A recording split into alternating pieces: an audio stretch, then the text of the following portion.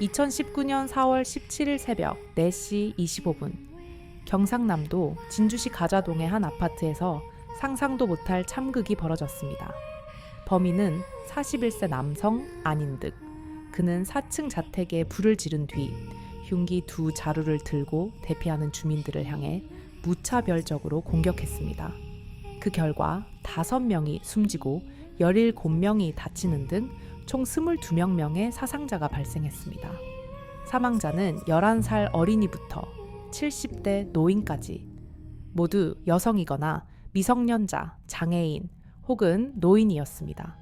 사회적 약자들만을 골라 공격한 잔혹한 범행이었습니다. 범행 당시 그는 덩치가 큰 남성은 그냥 지나쳤다는 목격자 증언도 있었습니다. 즉, 희생자는 우연이 아닌 선택이었다는 이야기입니다. 불이 난 직후 주민들의 신고가 쏟아졌습니다. 사람을 찌르고 있다. 2층 계단이다. 도망가는 사람을 쫓고 있다. 새벽을 찢는 비명과 공포 속에 경찰은 10분 뒤 현장에 도착했습니다. 그리고 15분 뒤 안인득은 2층 복도에서 흉기를 든 채 체포됩니다. 불은 30분 만에 진압되었지만 이미 돌이킬 수 없는 피해가 남아있었습니다. 안인득은 경찰 조사에서 말도 안 되는 주장을 늘어놓습니다. 임금 체불이 억울해서 나라에 비리가 많아서. 그러나 그는 무직의 기초생활 수급자. 그 어떤 말도 그의 계획적 범행을 정당화할 수는 없었습니다.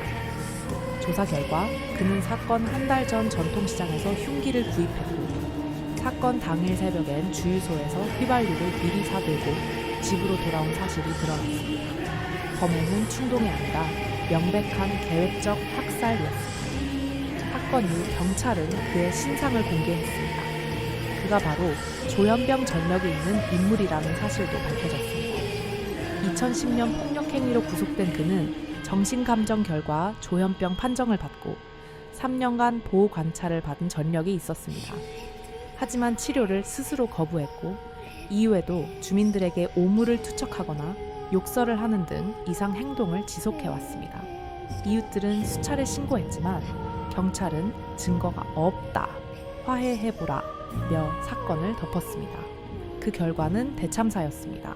이 사건은 강제 입원 제도에 대한 사회적 논쟁을 촉발시켰습니다.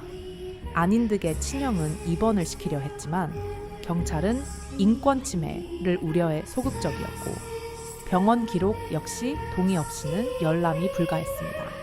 결국 제도적 공백 속에 수많은 피해자가 나온 것입니다. 이 비극은 특정 가정을 노린 집요한 범죄였을 가능성도 제기됩니다.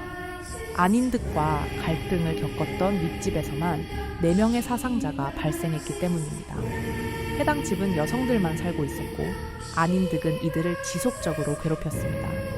특히 11살 금양과 그 할머니는 현장에서 숨졌고 어머니와 사촌 언니도 중상을 입었습니다. 가장의 이름은 금동현 씨.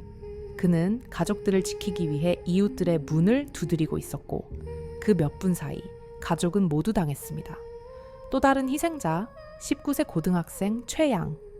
부모 이혼 후 숙모와 살던 그녀는 평소 안인득의 위협에 CCTV까지 설치했지만 범행 당일 끝내 흉기에 찔려 생을 마감했습니다.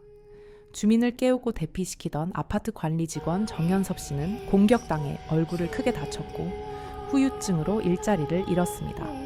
국가는 그에게 단 6만 원만 지급했습니다. 이 사건은 단순한 묻지마 범죄가 아닙니다. 반김된 정신질환자, 무기력한 대응, 방치된 이웃들의 절규, 그리고 무너진 사회 시스템이 만들어낸 끔찍한 결과였습니다.